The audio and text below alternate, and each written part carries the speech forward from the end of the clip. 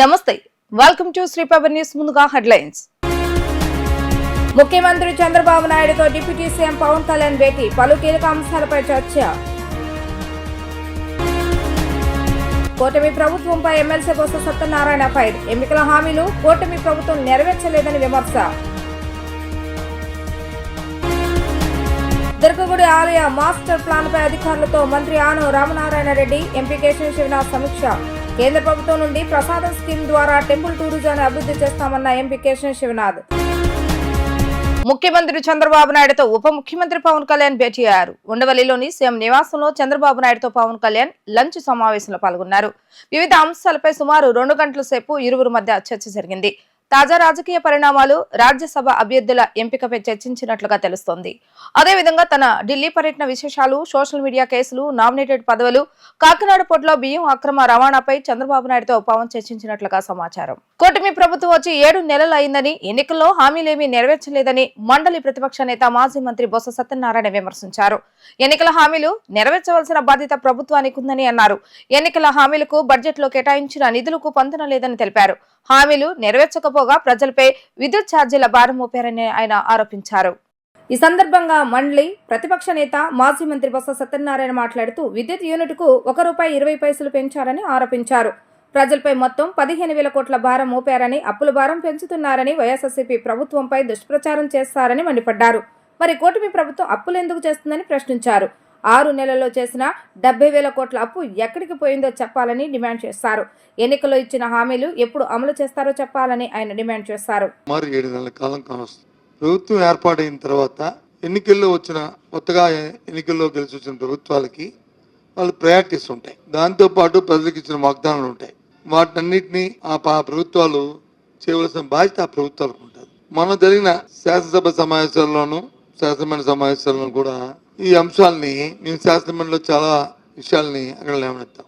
Budget కూడా 5 నెలల తర్వాత బడ్జెట్ పెట్టినప్పటికీ కూడా బడ్జెట్ లో వారిచ్చిన ఎన్నికల్లో ఇచ్చిన వాగ్దానాలు, వాళ్ళ ప్రాధాన్యత సంబంధించి కానీ ఎక్కడ వాటికి కొనుగో మేరలో ఎక్కడ పొంతం లేకుండా ఆ కార్యక్రమాలు చేశాయి. బడ్జెట్ పెట్టారు. ఎంతసేపు గతంలో చెప్పుకొస్తున్న అప్పుల గురించే 1-10 సార్లు చెప్పారు. కానీ బడ్జెట్ తాలూగా ఇచ్చిన వాళ్ళు బడ్జెట్ ఇచ్చిన బుక్లో ప్లేస్ చేసిన బుక్లో చూస్తే వాటికి వీటికి పొంతనలు లేవు. ఇవన్నిటి కూడా డిబేట్ జరిగింది, చాలాసార్లు డిబేట్ జరిగింది. వాస్తవాలన్నీ కూడా శాసనమండలిలో చెప్పాం కూడా, వాస్తవం కాదని చెప్పాం. మరి తెలుగుదేశం పార్టీ ఈరోజు వచ్చి మళ్ళీ ఇవాళ నుంచి సుమారు 6,072 కోట్ల రూపాయలని ఇవాళ వచ్చి అదనంగా భారం మోపింది. దాని నుంచి ఏదైతే నేను చెప్పానో అప్ టు 30 యూనిట్ల వరకు వాడుతున్న ₹1.90 ఇవాళ అది సుమారు ₹3 అయ్యే పరిస్థితి ఇవాళ ఉంది. అదే ₹3 వాడుతుంది వచ్చి ₹4.20 అయిపోయే పరిస్థితి ఉంది. అంటే ఒక యూనిట్కి సుమారు ₹120 నుంచి ₹1.25 పెరుగుతుంది ఒక యూనిట్కి. గతంలో మాస్టర్ ప్లాన్ తయారీకి కొంత పని జరిగి మధ్యలో అనుకోకుండా ఆగిపోయాయని మంత్రి ఆనం రామనారాయణ రెడ్డి అన్నారు. దానిని మళ్లీ పునఃపరిశీలన చేసుకుని మళ్లీ భవిష్యత్తు అవసరములకు అనుగుణంగా ఉపయోగంలోకి తేవాలని సంబంధిత అధికారులకు ఆదేశాలు ఇచ్చామని తెలిపారు. కేంద్ర ప్రభుత్వం నుండి ప్రసాదం స్కీమ్ ద్వారా టెంపుల్ టూరిజాన్ని అభివృద్ధి చేస్తూ నిధులు విడుదల చేయడం జరుగుతుందని అన్నారు. అందులో భాగంగా ఈ ఆలయంలకు కూడా అందులో చేర్చబడినదని ఆయన పేర్కొన్నారు.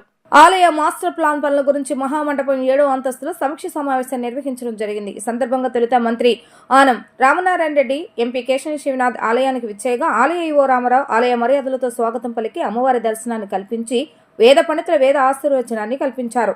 సమావేశం అనంతరం ఎంపీ చిన్ని మాట్లాడుతూ రోజురోజుకు పెరుగుతున్న అమ్మవారి భక్తుల రద్దీ దృష్ట్యా దేవాదాయ శాఖ మంత్రి ఆధ్వర్యంలో రాబోయే 100 సంవత్సరాల అవసరములకు అనుగుణంగా ఏ విధంగా అభివృద్ధి చేయాలి, తదనుగుణంగా ఏ విధంగా కేంద్రం నుండి నిధులు తీసుకుని రావాలి అని చర్చించామని అన్నారు.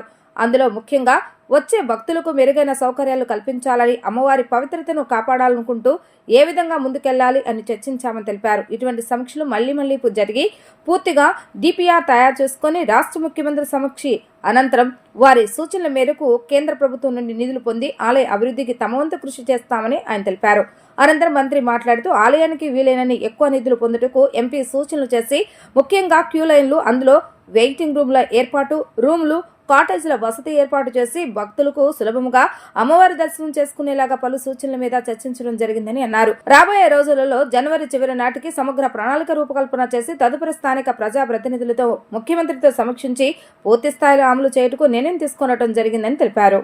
ఇవాళ పవిత్ర కనకదుర్గమ్మ దేవాలయంలో అందరం కూర్చుని దుర్గగుడి అమ్మవారి దేవస్థానాన్ని ఏ విధంగా డెవలప్ చేయాలి, ఏ విధంగా కేంద్ర ప్రభుత్వం నుంచి నిధులు తీసుకురావాలి, వీటన్నిటి మీద సమీక్షా సమావేశాలు ఏర్పాటు చేసుకోవడం జరిగింది. దీనికి గౌరవ మంత్రి గారు ఆనం నారాయణ రెడ్డి గారి అధ్యక్షతన సమావేశం, కమిషనర్ గారు, ఈఓ గారు అందరూ కూడా కూర్చుని, అర్చకులు అందరూ కూడా కూర్చుని, ప్రధాన అర్చకులు అందరూ కూడా కూర్చుని సమావేశం ఏర్పాటు చేయడం జరిగింది. దీంట్లో ముఖ్యంగా వచ్చే భక్తులకి మెరుగైన సౌకర్యాలు అందించడంలో, అంతేకాకుండా అమ్మవారి పవిత్రతను మెయింటైన్ చేస్తా ఇవాళ ఏ విధమైన స్కీములు కనుక మనం తెచ్చుకుని ఏ విధంగా అమ్మవారి దేవస్థానం రాబోయే 100 సంవత్సరాలకి సరిపడా వసతి సౌకర్యాలు ఇవ్వాలనే దృఢ సంకల్పంతో వాళ్ళ సమావేశం జరిగింది. ఇటువంటి సమావేశాలు ప్రతి వారంకి ఒకసారి చేసి దీనికి టోటల్ డిపిఆర్ ప్లాన్ తయారు చేసుకుని గౌరవ ముఖ్యమంత్రి నారా చంద్రబాబు నాయుడు గారి దగ్గరికి తీసుకుని వెళ్ళి కేంద్ర ప్రభుత్వం ద్వారా వారి సలహా సూచనల మేరకు ఈ గుడి అభివృద్ధిలో మేమందరం పాల్పంచుకుంటామని తెలియజేసుకుంటాం. థ్యాంక్స్. కనకదుర్గ మల్లేశ్వర స్వామి యొక్క విజయవాడలో వెలిసిన ఈ ఆలయం పూర్వపు కార్యక్రమాలన్నింటినీ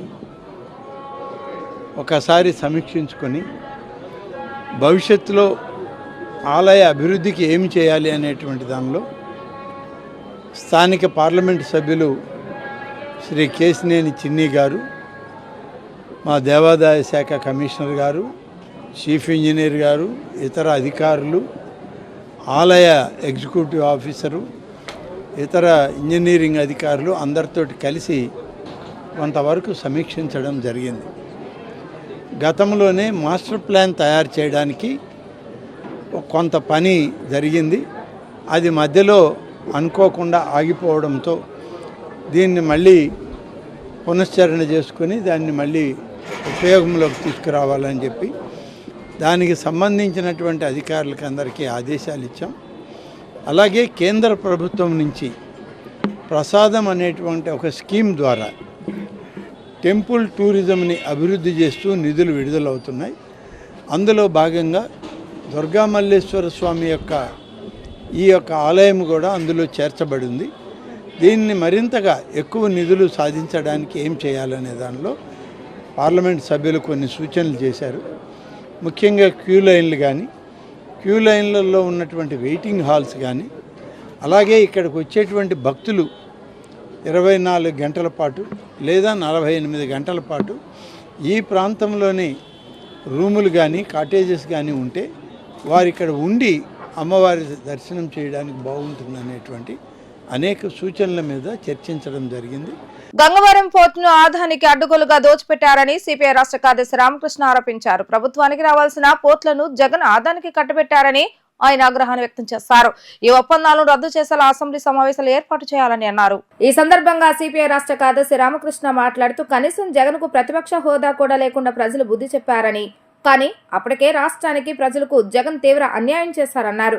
1,10,000 కోట్ల విద్యుత్ భారాలను ప్రజలు మోయాలా అని ప్రశ్నించారు. అడ్డుగోలుగా అక్రమంగా విద్యుత్ ఒప్పందాలు చేసుకున్నారని మండిపడ్డారు. జగన్ ఆదాని మధ్య ఒప్పందాలను రద్దు చేయవలసిన అవసరం ఉందని అన్నారు. ఆదానికి మేలు చేసేందుకు ప్రజలకు నష్టం చేయడమేనా ప్రజల పాలన అని ప్రశ్నించారు. కూటమి ప్రభుత్వం తమకు సంబంధం లేదంటే కుదరదన్నారు. ఎన్నికల సమయంలో విద్యుత్ భారాలు ఉండవని చంద్రబాబు నాయుడు హామీ ఇచ్చారని గుర్తు చేశారు. జగన్ ఆదానీల మధ్య చేసుకున్న విద్యుత్ ఒప్పందాలను వెంటనే రద్దు చేయాలని డిమాండ్ చేశారు.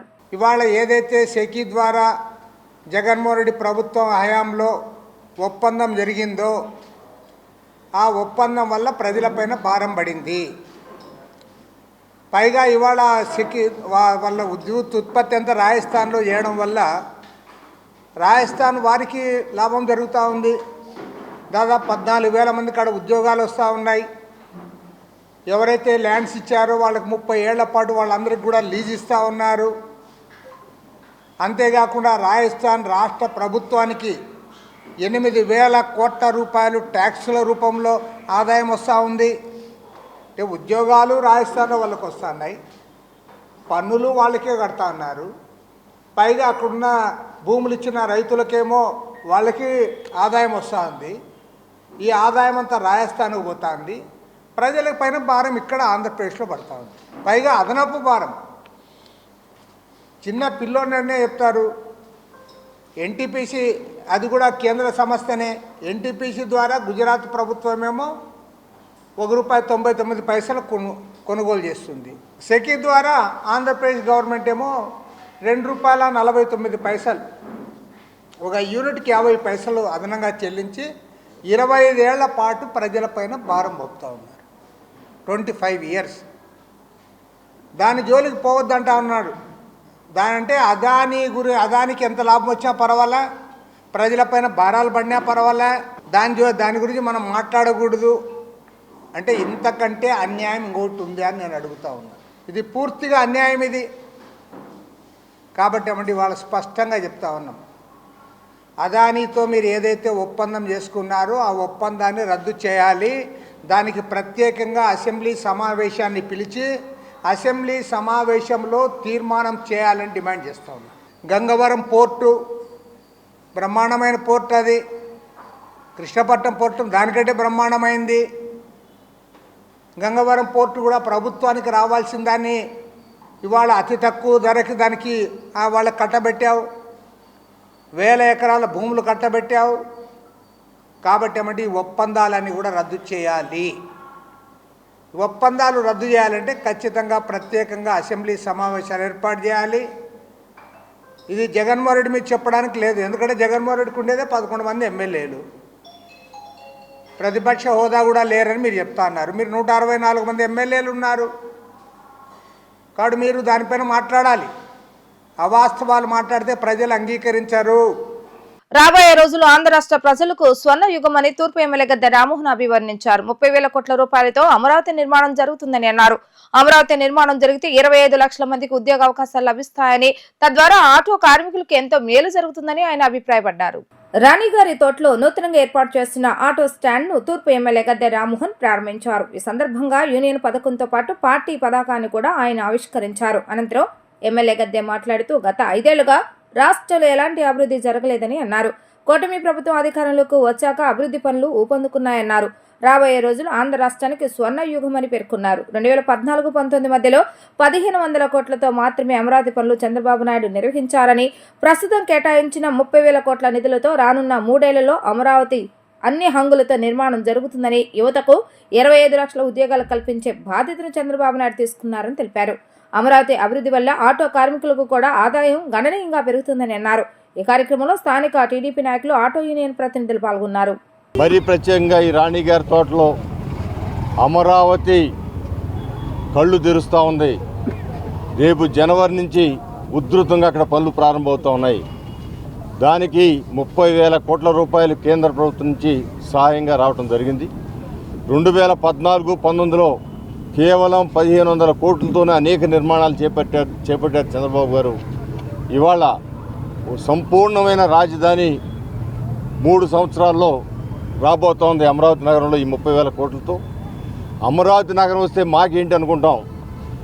ఉపాధి కావాల్సిన ప్రతి ఒక్కరికి ఉపాధి దొరుకుద్ది. ఆటో కార్మికులకు అయితే కిరాయిలు విరివిగా మనం తిప్పలేని కిరాయిలు కూడా గతంలో వచ్చాయి, మళ్ళీ రాబోతూ ఉన్నాయి.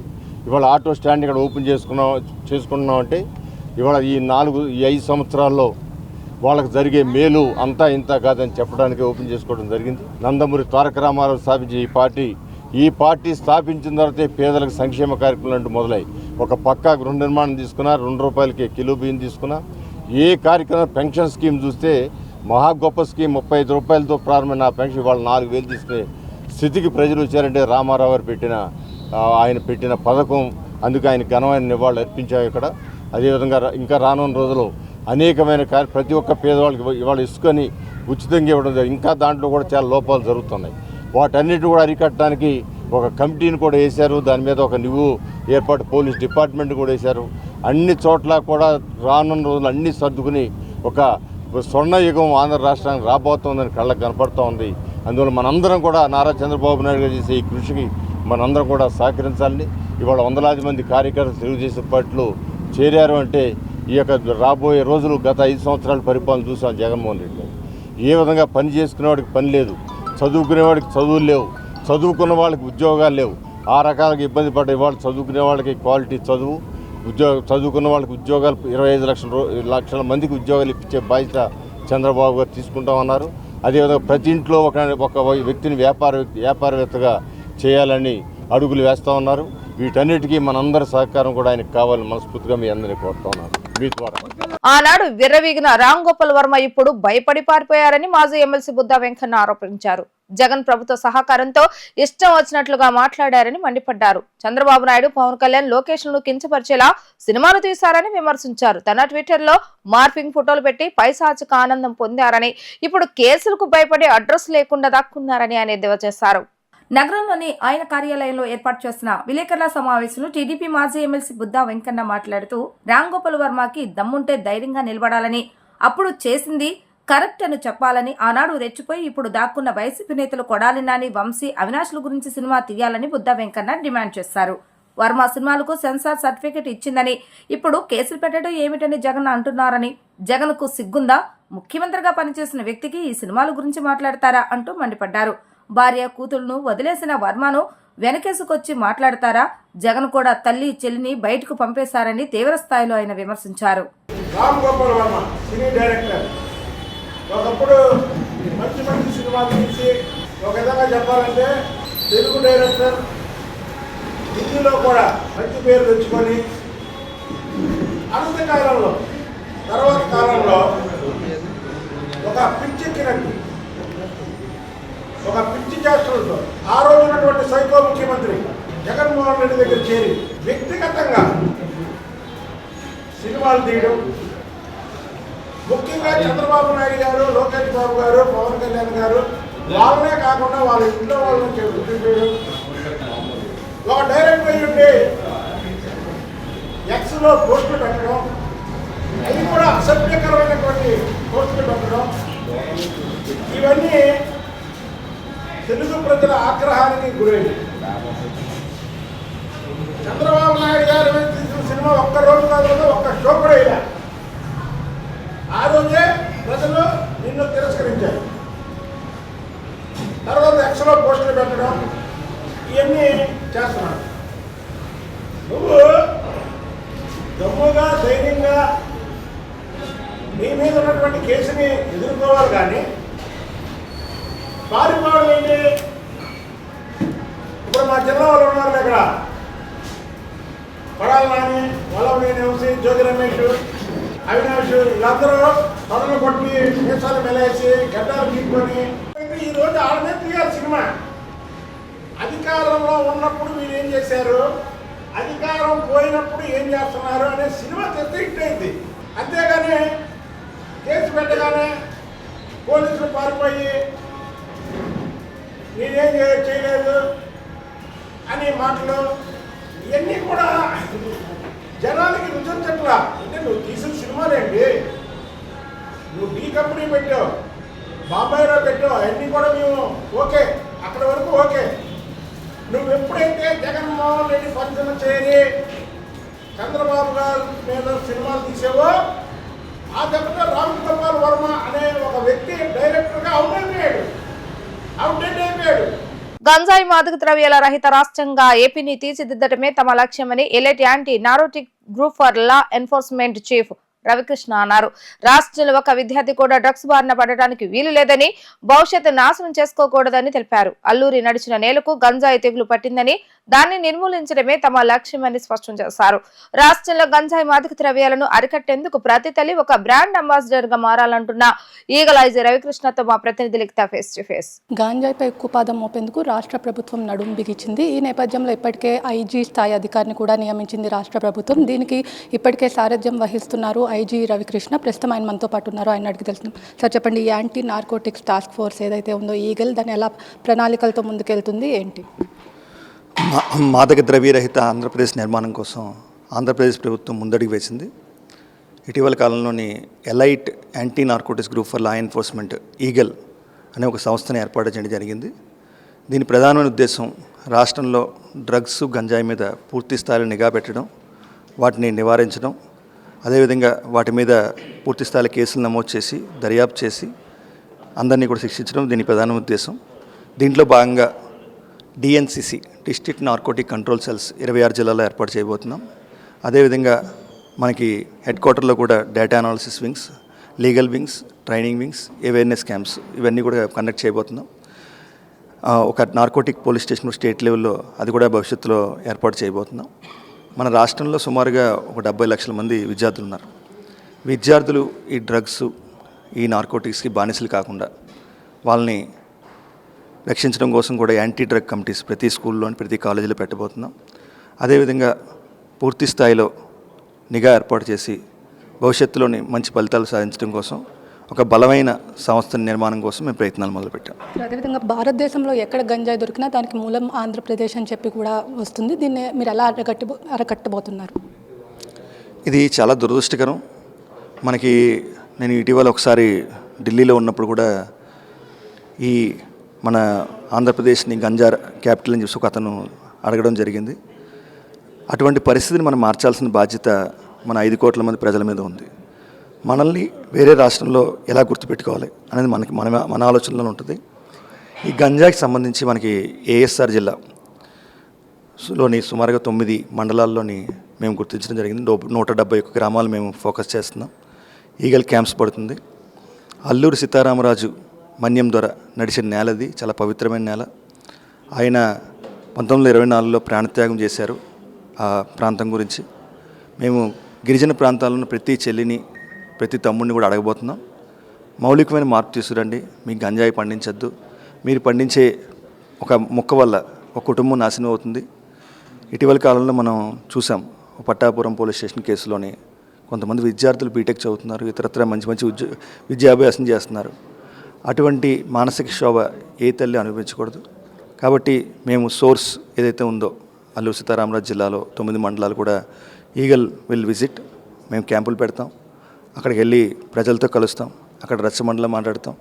ప్రతి చెల్లిని, ప్రతి తల్లిని కూడా అడిగి అక్కడ మౌలికమైన మార్పు తీసుకొస్తాం. అదేవిధంగా వాళ్ళ సమస్యలను కూడా ప్రభుత్వం దృష్టి తీసుకెళ్తాం.